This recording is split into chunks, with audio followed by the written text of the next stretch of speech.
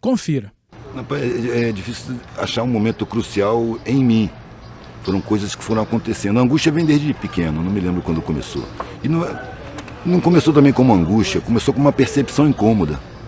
Que eu estava sempre sendo servido por empregados nos clubes. E eu questionava por que essas pessoas são empregadas. Por que tem tanto empregado?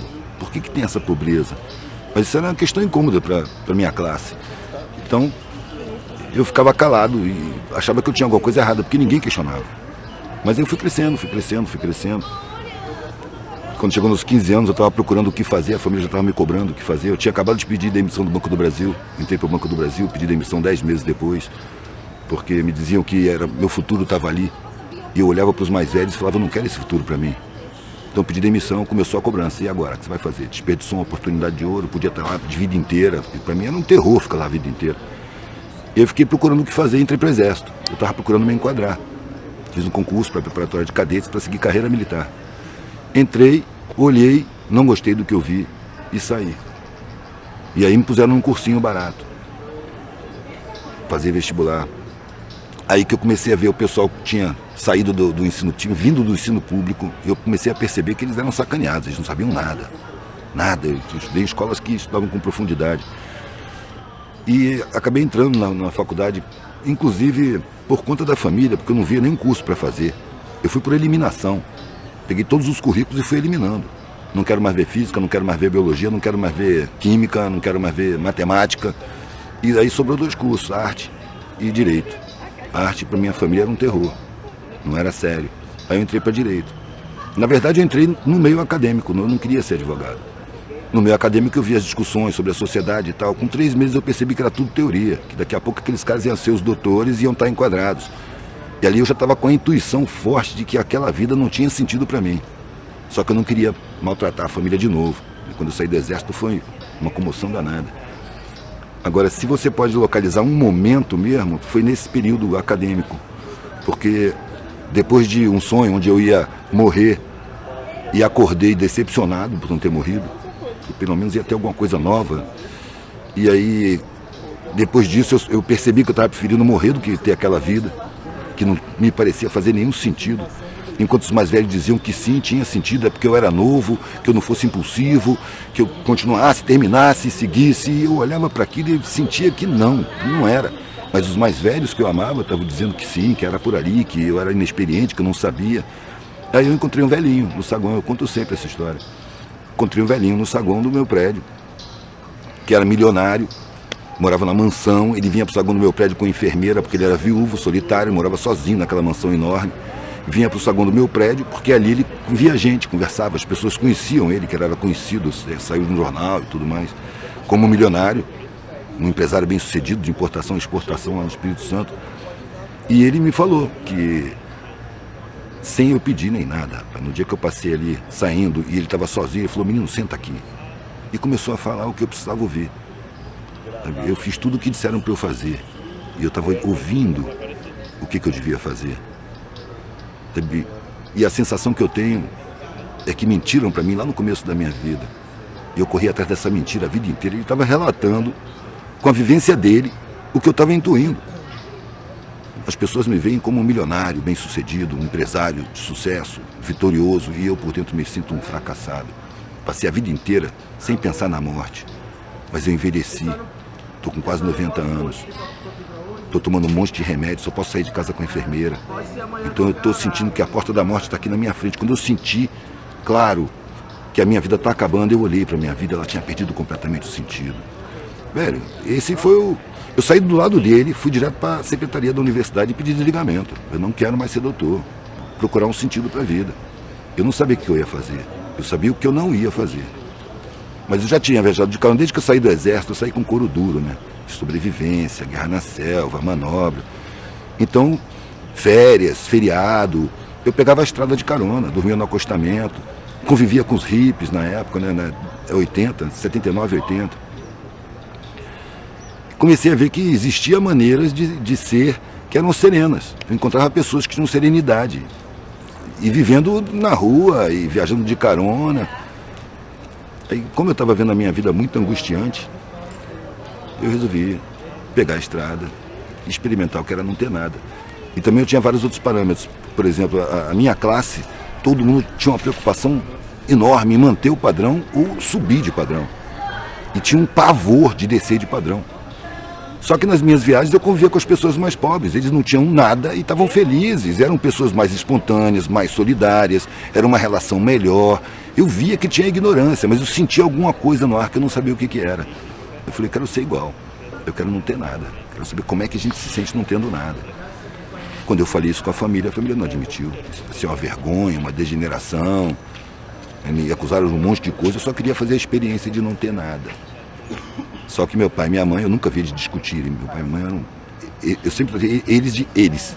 Não tinha diferença. Eles estavam sempre de acordo. Sempre. Nunca vi nem discordar, quanto mais discutir. Então eles colocaram para mim, você não pode fazer isso. E eu disse, eu não estou pedindo. Eu estou avisando. Se você fizer isso, você não é mais da família. Eu tomei um baque, né? Porque essa frase não veio sozinha. Se você adoecer, vai para a saúde pública. Se você for preso, não me procure para nada. Não tem mais nada aqui para você. Se você pegar a sua mochila e sair dessa porta, você esquece que teve família. E veio bem claro na minha cabeça. Eu demorei um tempão para tomar essa decisão.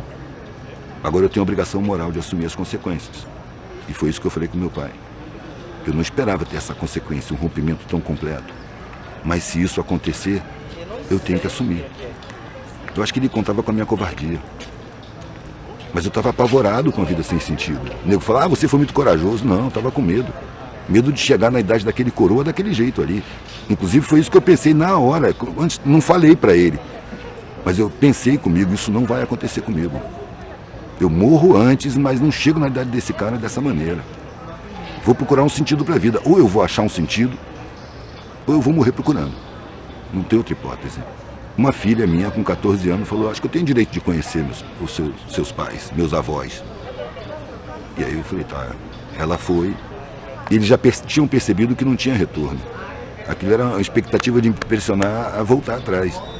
Mas aí eu já tinha passado por todas as situações de miséria que eu podia ter passado, antes de ter filho. Depois, com os filhos, eu tive que aprender artesanato, fiz pão, sapato, fiz um monte de coisa. Brinquinho, pulseira, colar.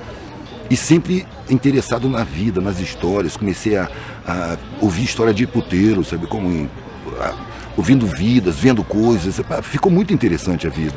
Sumiu a angústia. O nego fala hoje, você largou a sua zona de conforto. Cara, aquela zona foi a mais desconfortável que eu vivi, velho. Porque as pessoas só pensam em conforto externo. O desconforto era interno, Eu fui percebendo que as necessidades que a gente tem não são as materiais as principais, são as imateriais.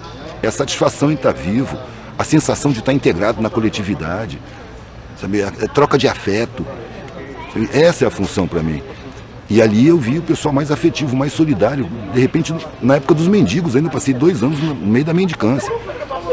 De repente eu me vi no meio das pessoas que tinham aquele aspecto destruído, sem dente, com cicatriz, maltrapilho. E percebi uma humanidade que eu não conhecia, muito mais solidária, muito mais humana, muito mais espontânea. Um sacrifica pelo outro, todo mundo junto. E, porra, o melhor pessoal que eu já conheci está aqui. E aí comecei a olhar para o Estado, para a sociedade de outra maneira. Porque esse pessoal tinha o direito constitucional de acessar os meus conhecimentos. E foi proibido pelo Estado. Tiveram seus direitos roubados, simplesmente roubados, para se sentirem inferiores. Aí eu comecei a entender a sociedade de outra maneira. E comecei a achar constrangedor ter mais do que se precisa diante de tanta miséria. E a gente é adestrado para achar que a opulência é motivo de orgulho. É porque a gente ainda é muito primitivo. Porque numa sociedade um pouco mais desenvolvida, se ela pudesse ser chamada de humana, você ter desperdício, você ter sobras, seria constrangedor numa sociedade onde tem carências. É motivo de vergonha, humanamente falando. Mas, socialmente falando, na nossa cultura primitiva, estimulada por publicitários e marqueteiros, né, a gente acredita que nosso valor está refletido na nossa propriedade, sabe, nos nossos cargos, nos nossos salários. Sabe, isso é um primarismo, velho. Quando eu vejo uma pessoa se sentindo superior por conta dessas coisas, eu acho assim, eu fico até com pena.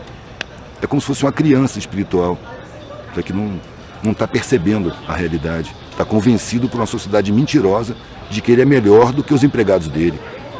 Aí a decepção vem quando ele perde os empregados. quando o grande empresário perde a empresa, vai à falência, ele não tem dinheiro para pagar nenhuma empregada doméstica, ele se mata. Ele não sabe fazer nada. Cadê a força que ele tinha? Enquanto que eu vejo na parte de baixo, as pessoas perdem tudo que tem várias vezes na vida e nunca se desesperam, nunca se matam. Às vezes superam. É a rapaziada mais capaz de superar a dificuldade. Eu acho que é a rapaziada que tem o potencial de realmente construir uma sociedade mais humana. Eu não me sinto falando nada demais. Desde os 19 anos que eu falo a mesma coisa, a sociedade é mentirosa, é uma falcatrua, os valores são impostos, os comportamentos são induzidos. Desde 19 anos.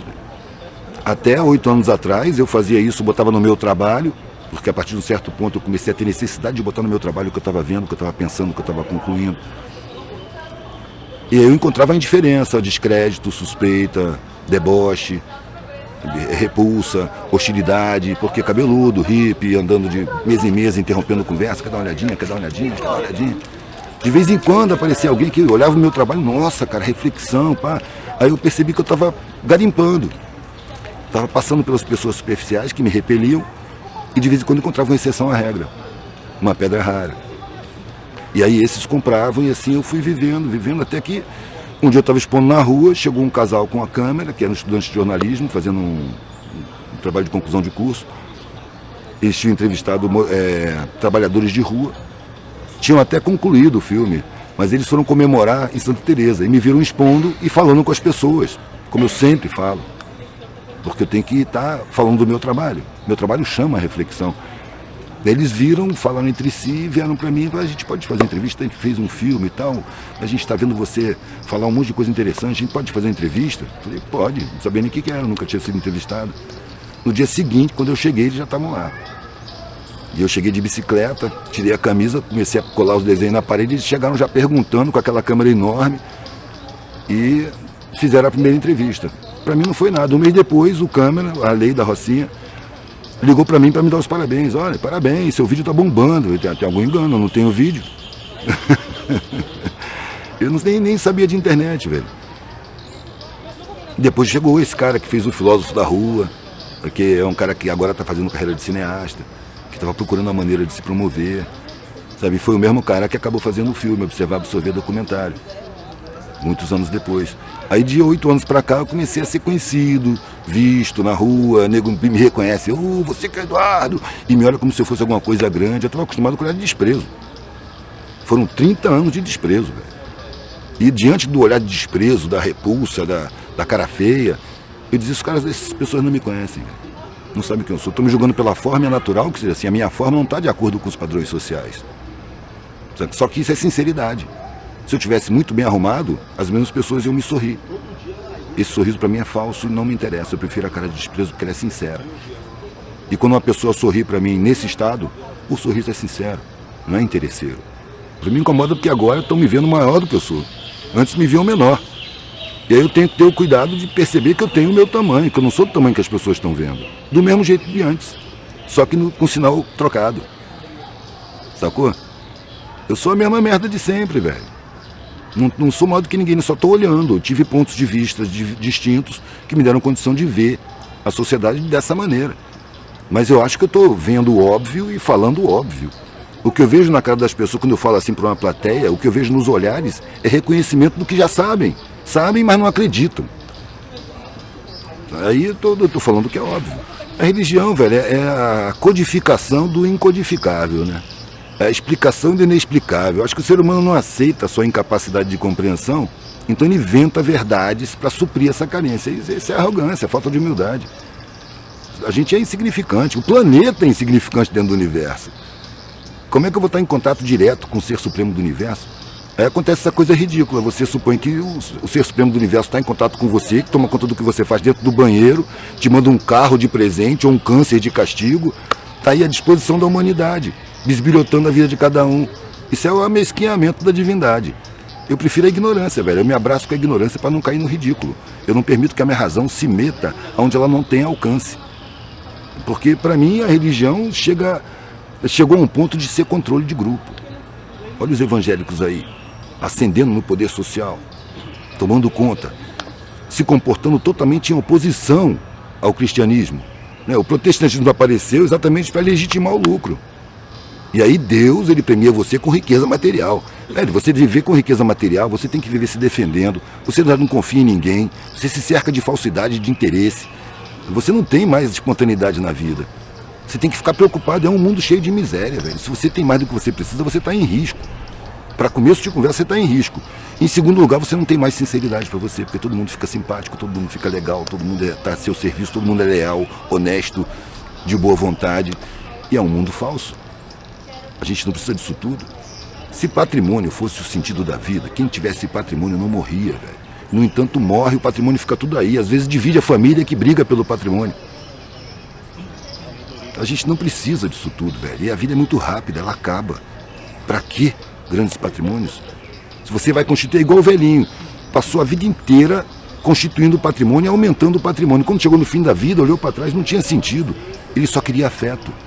E afeto ele nem pensou nisso. A gente passa por um adestramento social pela educação, pela cultura, pela publicidade, de que felicidade é consumir. E é mentira. Você ter valor é ter patrimônio. É mentira. É porque a sociedade ainda não chegou no patamar de humana. É uma sociedade patrimonial, é uma sociedade empresarial, é uma sociedade onde o lucro e o patrimônio valem mais do que a vida. Isso é evidente. E essa ideia é incutida na gente todos os dias. Né? Todo dia. Todos os... Começa nas crianças, velho. Você mete uma criança na escola, pronto, ela vai ser enquadrada. Não pode ter alegria enquanto aprende. Por quê? Adulto não pode ter alegria enquanto trabalha. Você vai deixar para ver nas horas vagas. A maior parte dos postos de trabalho... É exato. Você vai viver nas horas vagas, velho. Vai esperar 11 meses para viver um mês. E quando chegar no fim do mês, você está deprimido, porque você não gosta do que você faz. Daí eu falei isso com meus filhos, cara. Não escolhe um trabalho que te dê dinheiro que você não goste. Não vale a pena você fazer o que você não gosta por dinheiro. Porque com o tempo você adoece, vai precisar do dinheiro para se tratar. A gente não precisa de muita coisa, a gente precisa de satisfação em viver. Então escolhe um trabalho que você adora. Você adora passear com o cachorro, é tudo que você quer. Vai passear com o cachorro, cara. Não se preocupa, porque seguro que você tem é que vai morrer. Eu me senti um recepcionista, recebendo pessoas que ficavam sob a minha guarda até que eles pudessem se sustentar. Simplesmente assim. Como ia ser isso, eu não sei. O principal para mim era dar uma boa alimentação, porque eu tenho medo da saúde pública, e era a saúde que eu tinha. Não é nem a saúde, né? É o sistema de medicina que eu tenho acesso. Então era só orgânico, comida cara. Às vezes eu entregava a casa, velho, porque se eu pagasse aluguel e conta, eu não tinha dinheiro para comprar a comida que eu dava para eles. E eu ia para a rua, ia dormir no papelão, ia viajar de carona, e para eles era aventura, eles gostavam. Exatamente para manter uma boa alimentação, para eles não adoecerem. E eu achava que a educação se faz mais por exemplo do que por palavra. Eu vejo muito os pais falando, mas eu não te falei, eu não te falei. Cara, a palavra é um código que é difícil assimilar. A criança, ela vive um tempão sem saber falar, ela fica olhando. A leitura dela é mais intuitiva, é mais sensorial, não é racional. A palavra é um código racional. Ela demora a chegar no patamar de entendimento racional. Você vê que a adolescência é uma idade problemática, entre aspas. Por quê? Porque a pessoa tem a intuição da criança e está recebendo a pressão do enquadramento para ser adulto. E ela instintivamente recusa esse enquadramento. E aí vão dizer que ela está errada, que ela precisa se enquadrar, que o mundo é assim, que não tem jeito. Aqueles velhos argumentos. A maioria se enquadra. E você percebe nitidamente que entristece. E os que não se enquadram são marginalizados. O que acontece é que hoje, nesse momento, os marginalizados estão formando grupos. Tem um número muito grande que não se enquadra. São exceções ainda, mas na minha época eram exceções raríssimas. Agora eu vejo exceção em tudo que é parte. Nas periferias, tem grupos já contestando a sociedade. Eu quero fazer arte para minha galera. Eu não quero ir fazer arte lá fora, eu não quero ir para a mídia. Eu quero exercer o que eu sou aqui mesmo. Porque nas favelas finalmente está se percebendo que o Estado é inimigo da população. Todo o serviço público destinado à periferia, à base da pirâmide social, todo ele é desrespeitoso. Todo, a saúde, a burocracia, a polícia então, parece que tem ódio de pobre.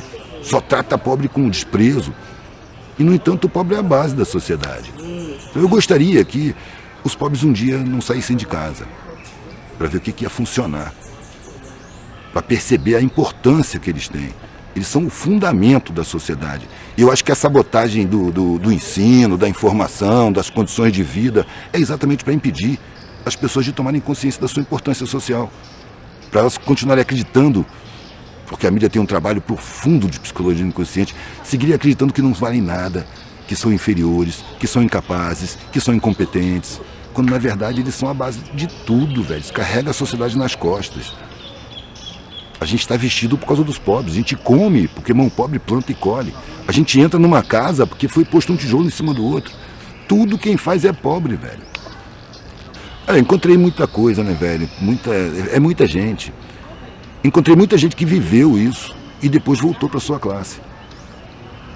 A gente não se desvincula da sociedade, né? A gente muda a maneira de estar vinculado a ela. Foi isso que eu fiz. Eu quero estar vinculado, quer dizer, eu sei que eu não posso me desvincular, mas eu quero estar da maneira que eu escolhi e não da maneira que eu fui programado. Porque a maneira que eu fui programado, pelo que eu vi, é angustiante demais. Você abre mão da sua individualidade, você abre mão do seu prazer, você abre mão de si para poder satisfazer o mundo. Nós estamos numa sociedade de mau caráter, que para te considerar exige que você tenha mau caráter, que você seja conivente, que você seja um agente da perversidade social, que você ignore todo o sofrimento dessa maioria, toda a injustiça, você tem que ignorar. Se você tem um pingo de consciência, um pingo de sentimento, você vai se maltratar para ser respeitado. Mas aí é que entra a razão enquadrada, a razão te convence que é isso mesmo, que sempre foi assim, você tem que fazer, se você não fizer você vai perder seu patamar, você vai ter problema. Você tem que garantir, e olha as crianças que você tem que criar, olha o patamar, e você viola a sua consciência, você massacra seus sentimentos, achando que é inevitável. Por isso que as pessoas correm para o antidepressivo, que é um entorpecente de consciência e sentimentos. Para você seguir uma razão que está aprisionada em valores falsos, criados por uma galera que é contratada para fazer a cabeça da população. Psicólogos do inconsciente, publicitários, jornalistas, antropólogos, sociólogos, tudo contratado, colocado na mídia, constituindo laboratórios de pensamento que planejam a mentalidade a ser implantada, os valores, a visão de mundo, a própria realidade, eles distorcem, e a mídia vai dentro da casa de todo mundo e coloca. Há pouco tempo atrás eu soube que o Estado estava dando o conversor de televisão digital na cesta básica. É generosidade isso? O Estado não garante os direitos constitucionais, não garante boa alimentação, não garante moradia, não garante porra nenhuma, mas dá o conversor de televisão digital. Isso é controle mental, é evidente que é controle mental. Precisa ter uma televisão na casa daquele miserável para que ele continue se sentindo incompetente. O cara não tem chão na casa dele, mas ele tem uma televisão ali funcionando. Isso é uma necessidade do sistema social. A televisão, é o que eu sempre digo, velho. Quando você liga a televisão, você acabou de abrir a porta para o inimigo. Ele vai lá dentro da sua cabeça para construir a sua visão de mundo, construir os seus desejos, seus objetivos de vida, suas opiniões, seu comportamento, seus valores. Só que tudo implantado, tudo artificial, tudo falso. Se a gente pensar no imediato, com essa corja que se aboletou no aparato público, parece que já está piorando, né? Mas acho que a coisa é pendular. A coisa vai... Mas o pêndulo vai caminhando, velho. Não está parado, não tem nada parado, está tudo em mutação permanente. A gente nasce num processo de mutação. Eu acredito que essa sociedade está entrando em agonia, em colapso. E ela vai colapsar. Isso vai trazer muito sofrimento. A impressão é de que está piorando. Mas a coisa não é simples assim. Eu acho que estão brotando embriões de consciência nas periferias que nunca havia antes. Há pouco tempo atrás eu entrei em Acari e o cara, quando me viu, falou: porra, Edu, ainda bem que tu chegou, cara, só tem gente alienada aqui, porque a rapaziada do Centro Cultural, do Comitê Cultural, estava tudo fora. Ele estava sozinho ali com a galera da favela, todo mundo estava lá dentro, lendo, vendo vídeo, era um centro cultural, né? E quando ele falou isso, eu falei: velho, tempos atrás, nas favelas, não tinha ninguém reclamando de alienação. Agora em toda favela que eu vou tem. As favelas não tinham órgãos de informação, agora tem. A Maré tem 5, 6 jornais da Maré, a TV Tagarela da Rocinha, tem um Raiz em Movimento do Alemão. Gente que já está vendo a sociedade de outra maneira, que ainda são, dentro da favela, vistos como os loucos. Os caras meio malucos. Só que a favela não tem esse poder de discriminação que a classe média tem. Eles são malucos, mas a gente brinca com eles. Sacou? Não é motivo para ter raiva deles. E aí as crianças estão vendo esses caras, admirando esses caras e tendo uma alternativa de referência, que antes era só o tráfico. Né? O tráfico, ele atraía, não por ser tráfico, mas porque o traficante, ele portava todos os símbolos que a televisão botava no subconsciente de que é necessário ter para ter valor social. O cara tinha roupa de marca, o boné de marca, cordão de ouro, sabe? E ainda encarava a polícia. Na favela, a polícia é inimiga, chega esculachando com todo mundo. Bala passa de parede a parede como se as paredes fossem de manteiga. Tem dia de morro lombrado, ninguém dorme na cama, todo mundo dorme no chão. Quem tá em área de tiroteio só dorme no chão, velho. Eu vi foto de criança sem o tampo da cabeça, tava na cama, passou uma bala de fuzil e levou o tampo da cabeça da criança. Ele ainda manda foto pra mim e fala, divulga aí, você que tem visibilidade. Eu não vou divulgar uma coisa dessa, velho. Eu divulgo a situação. Mas eu acho que essa parada de choque não é útil, porque desperta também muito ódio. Velho, eu tenho vaselina, os rótulos não me pegam, entendeu? Pode rotular a necessidade das pessoas. Eu não vejo rotulado por nada. Agora é natural que me rotulem. A sociedade do rótulo, né? Então é natural. Eu não posso fazer nada. E não pode me incomodar também. Eu sei que eu estou seguindo minha consciência. Eu acho que minha intuição me diz que se eu sigo minha consciência, eu estou bem com a espiritualidade. Eu estou bem comigo mesmo. Eu estou em paz interna. Mesmo com todos os incômodos que eu não tenho incômodo comigo e com o meu comportamento. Eu não me sinto dominado. Eu me sinto inserido, mas da minha maneira. E eu comecei a botar o que eu vejo no meu trabalho, não foi para esclarecer ninguém, foi para desengasgar. Eu não tinha intenção de fazer a cabeça de ninguém, de abrir a cabeça de ninguém, de conscientizar ninguém. Eu tenho minha consciência para tratar. Sabe? É a minha consciência que eu tenho acesso, eu não tenho acesso à sua. A sua é você que tem acesso. Então a gente pode trocar ideia. Quando a pessoa me procura, a gente troca ideia. Sabe? Ela vai pegar a ideia e vai fazer o que ela quiser, o que ela puder. Eu estou dizendo o que eu estou vendo, o que eu acho que eu vejo óbvio. Tanto que geralmente o que eu vejo na cara das pessoas é reconhecimento do que ela já sabe. Lá no fundo ela sabe, só que ela não acredita. Porque a indução é muito forte, o massacre midiático é muito forte. O poder cultural já está dominado, empresariado, esvaziado de conteúdo. A arte e a cultura são elementos potencialmente subversivos. Então o sistema social domina e transforma em produto de consumo. Superficialidade é a necessidade de manutenção dessa estrutura social. As coisas foram rolando muito intuitivamente, velho. Quando eu cansei de pedir comida, eu comecei a fazer brinquinho, pulseira e colar e aprender com os hippies. O meu primeiro alicate eu achei no lixo. Eu limei com pedra de amolar, ele era um jacaré, eu arredondei e comecei a torcer arame, fazer umas coisas horríveis, mas fui trabalhando. Sabe? Na gravidez da primeira criança. Quando a gente descobriu a gravidez, foi em Itabuna. A gente fez um teste de farmácia. A gente estava viajando de carona, não tinha casa. E quando deu positivo, a gente saiu pulando pela rua comemorando. Não tinha casa, não tinha plano de saúde, não fizemos pré-natal, nada, velho. E a gente saiu comemorando. Pode dizer, irresponsabilidade é irresponsabilidade. Eu fui completamente irresponsável. Se eu fosse responsável, eu tinha me enquadrado. Então eu dou graças a Deus, dou graças à minha irresponsabilidade.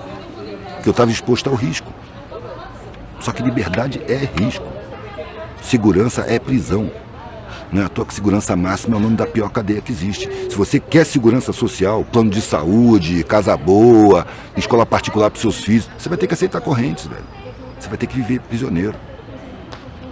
Aí vem as regalias, aí a sociedade te considera. Agora, se você se recusa a colaborar, é pau, é peia, é chicote. E é natural que seja assim. Para mim tá barato. Eu odiaria ser um privilegiado e se eu tivesse perdido a minha vida indo para um trabalho que eu detesto, convivendo com pessoas que eu não me identifico. Sabe? Eu gosto de estar solto, eu preciso estar solto. Acho que todo mundo precisaria estar solto. Mas o medo implantado pela cultura social, pela mídia, né, pela escola, o modelo de ensino que ninguém questiona, ele não é humanista, ele é empresarista. Ele prepara competidores para o mercado de trabalho e não seres humanos para integrar uma sociedade harmônica. Aliás, qual é a escola que fala em harmonia social? Não tem. Você tem que vencer na vida. É o inferno, velho. Quando eu percebi que uma vitória gera várias derrotas, eu falei, a alegria da vitória não vale a pena. Eu não quero que minha alegria seja calcada em tristezas alheias. Então eu parei, não quero competir, eu quero viver. E é isso que eu estou fazendo. Não estou querendo vencer. Sabe? No final, você morre, velho. Vencendo ou perdendo, você morre. E quando você morre, você olha para trás, na hora que você vai morrer, você olha para sua vida, a maioria das pessoas vê um vazio. Todos os valores perderam sentido, porque eram todos formais, eram todos superficiais. O conteúdo ficou esquecido, em segundo plano. No adestramento social, a gente é convencido que o sentimento é uma fraqueza, uma fragilidade, esconde o sentimento. Isso é bem... tem seu motivo, né? O sentimento, ele não é tão adestrável quanto a razão. Então você desvaloriza o sentimento e prioriza a razão. O que eu fiz foi inverter isso aos 19 anos. Quem vai me comandar é o sentimento. A razão vai assessorar o sentimento para colocar em prática o que o sentimento decidiu. Mas eu vou fazer o que eu sinto. Porque a razão foi condicionada. A razão pode ser aprisionada. E ela é aprisionada. Né? Desde que a criança entra na escola, que ela tem que dividir, né? A hora de estudar, seriedade. Brincadeira na hora do recreio. Que é um punhadinho de tempo. A maior parte do tempo você tem que estar no sacrifício. Então já vai sendo adestrado. E entra no ensino médio. E entra na universidade. Ali já tem os patamares. Na academia, não devia ter nem o nome de curso superior, velho. Devia ser curso de responsabilidade social. Devia ter um pórtico dizendo: você está entrando numa escola de ensino superior que é vedado aos seus irmãos que têm direito. Portanto, está adquirindo uma responsabilidade social muito grande. E a sua função é levar esse conhecimento para quem tem o direito e não tem acesso. A pessoa sai se sentindo superior, que não tem o curso superior, ou que não tem a universidade. É uma ilusão, mas é estratégico. É uma forma de impedir o saber, de alcançar a sabedoria. Porque aqui na escola você arruma o saber, velho, mas a sabedoria você arruma na vivência. Então as periferias têm muito mais sabedoria por necessidade de sobrevivência. Porque eles vivem apinhados e tem que se harmonizar, velho. As classes mais privilegiadas, elas têm o seu lugar de viver, não tá, o vizinho está distante, dá para você falar: ô, tudo bem, bom dia, e não tem nenhum contato. Na favela não, velho. Na periferia não. É um dividindo com o outro, as dificuldades são muito parecidas. Ali se desenvolve a solidariedade não como uma virtude, mas como uma ferramenta de sobrevivência. É um ajudando o outro. Então se desenvolve a humanidade muito mais nas periferias do que no centro, onde as pessoas se hierarquizam e ficam disputando patamares. Um com o outro. É um inferno, velho. Não é à toa que você toma tanto antidepressivo. Agora você vê o empresário bem-sucedido, um vitorioso, tomando antidepressivo. Não é uma contradição? Tem uma vida deprimente, ele não é um vitorioso, ele não é o bem-sucedido, não é o ricão. Por que ele vive angustiado? É o preço. Pois é, velho, é porque é mentira. Não é esse o objetivo da vida. Eu peguei carona de Pernambuco até a Bahia. Muitos anos atrás, eu era um moleque. Eu peguei a carona com um cara mais velho do que eu, com 35 anos e tal. E a gente foi conversando. Como eu era um desconhecido, isso acontece muito. Eu era um desconhecido que pegou carona, que veio do nada e que daqui a pouco vai sumir. Então as pessoas se sentem à vontade para dizer coisas que elas não dizem para ninguém. E o cara viu que eu tinha uma capacidade reflexiva, tinha como dialogar. E ele falou: cara, eu sou um fotógrafo bem sucedido. Eu ganho muito dinheiro, eu sou o cara que ganha mais dinheiro na minha família, velho. Todo mundo me admira. Mas eu sinto um vazio, eu sinto uma angústia. Eu falei: claro, velho, porque esse não é o objetivo da vida. Dá esse vazio mesmo. Você conseguiu o que a sociedade recomenda, mas não o que você precisa como ser humano. Várias vezes eu passei por empresários que diziam exatamente a mesma coisa. Pô, por que eu sinto esse vazio? É porque você está violando sua consciência, porque você está exercendo perversidade, você está explorando os injustiçados sociais. Sabe? Se eu pago um salário de merda para um cara trabalhar para mim, eu estou sendo conivente com a injustiça social, estou sendo cúmplice, eu estou me aproveitando da injustiça social. Porque ele tinha o direito de ascender socialmente, ele tinha o direito de acessar as escolas todas até a universidade. É direito constitucional. Mas o Estado não cumpre sua Constituição com a massa mais pobre. Então o Estado, para mim, é uma organização criminosa, velho. Que faz os mais capazes, os mais fortes, se sentirem os mais fracos e mais incapazes. E convence, ilude os que dispõem de grana e privilégio de que eles são fortes. E não são, eles são dependentes. Precisam dos de baixo. Sem os de baixo eles não são nada, velho. Seria bom, que eu escuto às vezes em favela ou em periferia, porque a sociedade estimula o confronto e a revolta. Vai ser o caos quando a favela for pro centro, quando a periferia for pro centro, quando o morro descer pro asfalto.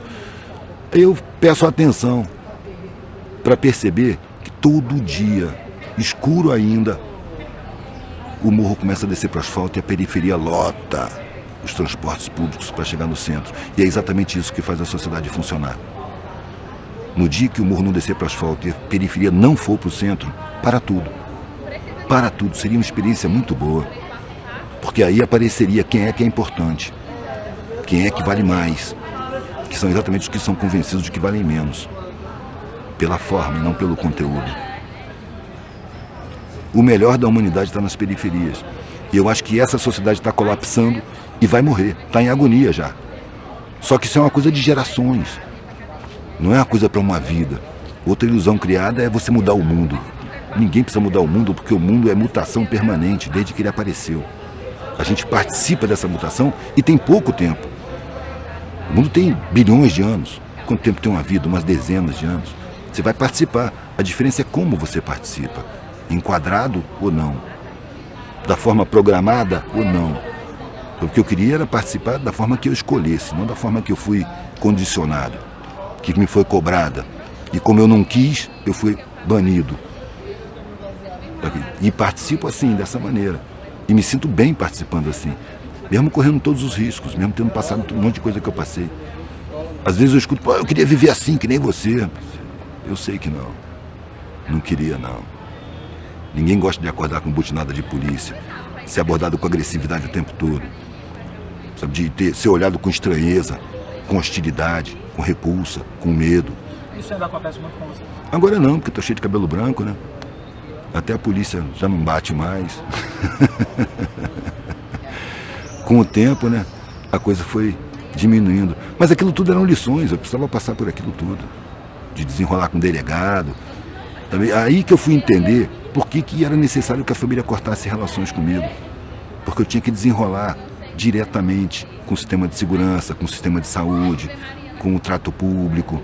Era coisa do meu aprendizado. Que se eu pudesse passar a mão no telefone e pedir socorro, eu não teria passado por um monte de coisa, eu não teria aprendido um monte de coisa.